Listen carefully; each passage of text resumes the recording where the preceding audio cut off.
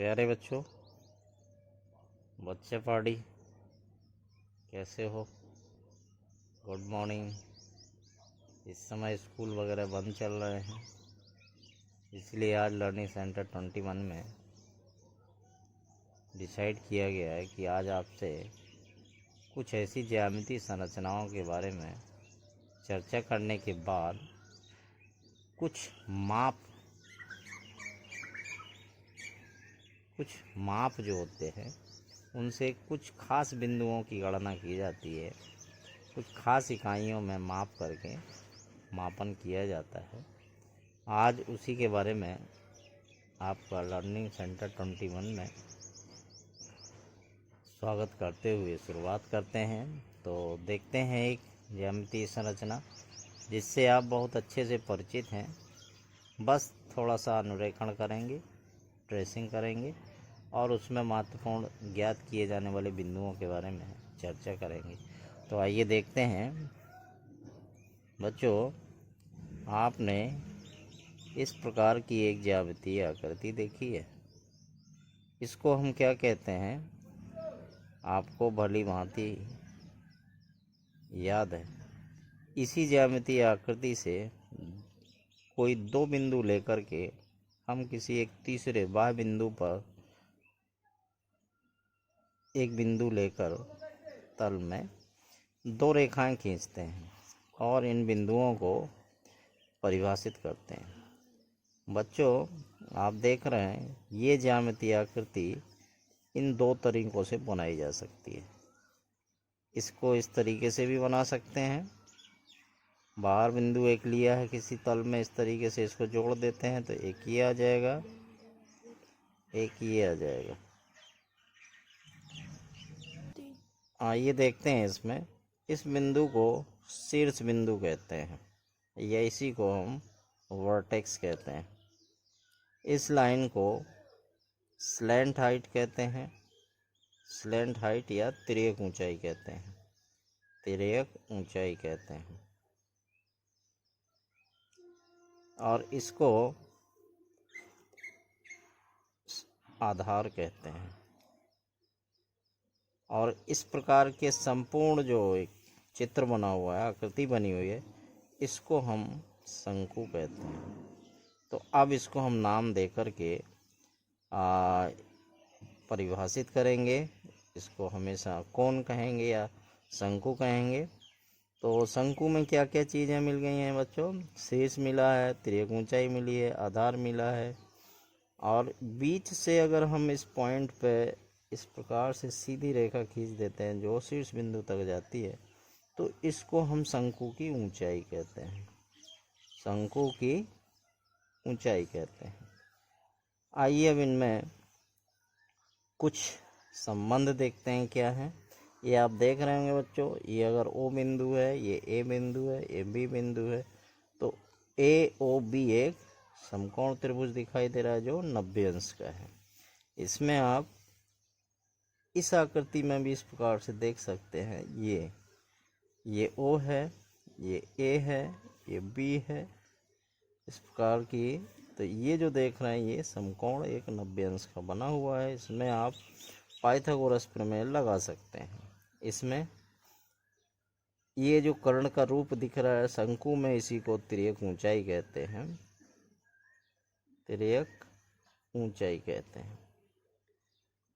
अब आइए इनमें आपस में संबंध क्या क्या हैं, कैसे हैं, ज्ञात करते हैं। नंबर 1,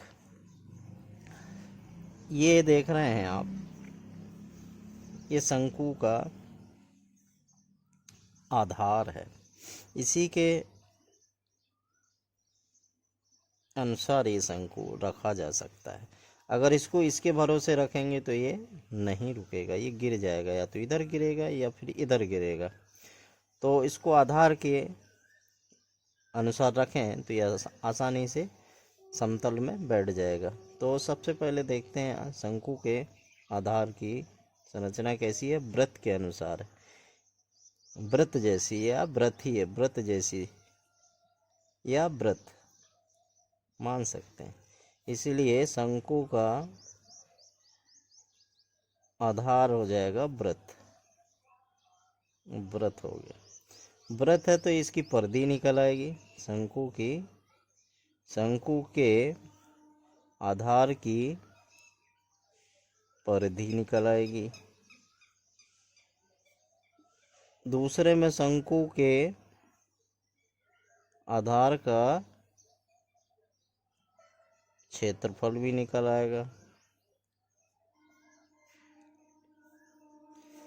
तीसरा है ये तिर्यक ऊंचाई जो है शंकु की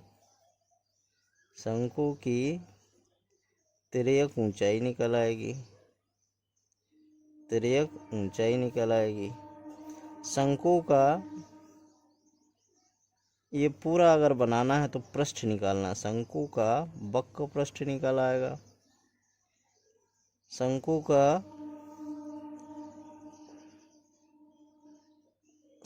का आयतन भी निकल आएगा। तो इन महत्वपूर्ण बिंदुओं को देखते हैं कि कैसे कैसे ये होते हैं सूत्र। शंकु का आधार बराबर वृत्त, शंकु के आधार की परिधि निकलेगी 2πr वृत्त की परिधि के अनुसार। शंकु के आधार का क्षेत्रफल निकलेगा πr² वृत्त के अनुसार। शंकु की तिर्यक ऊंचाई निकलेगी पाइथागोरस प्रमेय के अनुसार L बराबर √h² + r²। शंकु का वक्र पृष्ठ निकलेगा πrl से और आयतन निकल आएगा 1/3 πr² h, यानी ये बेलन के आयतन का 1/3 होता है। शंकु के आधार का व्यास, बराबर हो जाएगा ये d बराबर 2r, और यहाँ से त्रिज्या अगर निकालना है, त्रिज्या बराबर हो जाएगा यहाँ से, त्रिज्या बराबर हो जाएगा व्यास का आधा यानी d/2। तो इतने से कुछ संबंध हैं जो शंकु से परिभाषित हो जाते हैं, और इन्हीं संबंधों से शंकु पर आधारित विभिन्न सवाल भी बनते हैं। आइए एक समस्या के ऊपर चर्चा करते हैं। बच्चों, मान के चलते हैं कि ये जो शंकु दिया हुआ है, मैंने ट्रेस किया हुआ है एक ऐसा, इसका क्षेत्रफल दिया हुआ है 36 पाई वर्ग मीटर मान लेते हैं। इसका हमको आयतन निकालना है, तो आयतन निकालना है मीन्स आयतन ज्ञात करना है। तो पिछले जो हमने संबंध बताए हैं उनसे इसको ज्ञात किया जा सकता है। कैसे? हम इसको हल करते हैं, सॉल्व किए, लिख देंगे अकॉर्डिंग टू गिवन सम और problem. Area of the cone equal to 36 pi means area of the base of a cone equal to πr² equal to 36 पाई। यहाँ से 36 पाई इक्वल टू πr², पाई से पाई कैंसिल हो जाएगा, तो r² equal to आ जाएगा 36, r equal to निकल आएगा square root of 36 means 6 metre.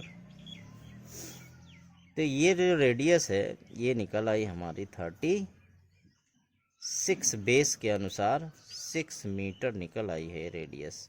Means ये O है, ये A है और ये B वर्टेक्स है, इसका शीर्ष है। तो OA बराबर यहाँ से निकल आया है OA बराबर 6 मीटर। अब हमसे पूछ क्या रहा था, आपसे ये निकलवाना चाहता है कि आयतन ज्ञात करना है कोन का, शंकु का आयतन। तो इसमें सूत्र लगा देंगे अब। इसलिए therefore now volume of the cone equal to 1/3 pi R square H. यहाँ पे वैल्यू पुट करें 1/3 गुणा 22/7 मल्टीप्लाई 6 मल्टीप्लाई 6 मल्टीप्लाई एच यहाँ कंसीडर नहीं किए थे तो मान के चलिए ये दिया हुआ है। यहाँ से यहाँ तक जो शंकु की ऊंचाई है ये आपको दी गई है 15 मीटर। 15 मीटर। तो यहाँ से निकल आएगा मल्टीप्लाई 15 मीटर इक्वल टू आ जाएगा 1/3 गुणा 36 मल्टीप्लाई 36 मल्टीप्लाई 15 मल्टीप्लाई 22/7 को 3.14 भी ले सकते हैं। यहाँ से ये 12 टाइम्स में कैंसिल हो जाएगा 12 बार में। तो ये हो जाएगा 12 गुणा 15 मतलब 12 मल्टीप्लाई 15 मल्टीप्लाई 3.14। ये आ जाएगा 180 मल्टीप्लाई 3.14। ये यहाँ से निकल आएगा आपका 56.52 यानी 52 क्यूब मीटर और मीटर क्यूब। तो ये निकला है इस प्रकार से और ये इतना निकल आया है हमारा आंसर। इस प्रकार से हम शंकु के सवालों को कुछ बेसिक कंसेप्ट जो हमने पिछले दिए हैं लिख चुके हैं जो ऊपर, उनको समझने के बाद इनको आसानी से हल कर सकते हैं। इसमें किसी भी प्रकार की कोई समस्या नहीं रहती है। बस बिंदुओं को सूत्रों के रूप में या नियमों के रूप में थोड़ा सा याद रखने की कोशिश करेंगे और ये सभी समस्याएं एक एक करके हल हो जाती हैं। तो उम्मीद करता हूँ आपको ये चर्चा बहुत अच्छी लगी होगी। आप लर्निंग सेंटर 21 को सब्सक्राइब कर लीजिए ताकि आपको आने वाले समय में और अच्छे नए वीडियो मिलते रहें। वीडियो को लाइक करना मत भूलिएगा, शेयर करना भी मत भूलिएगा। मिलते हैं अगले वीडियो में, तब तक के लिए नमस्कार, जय हिंद।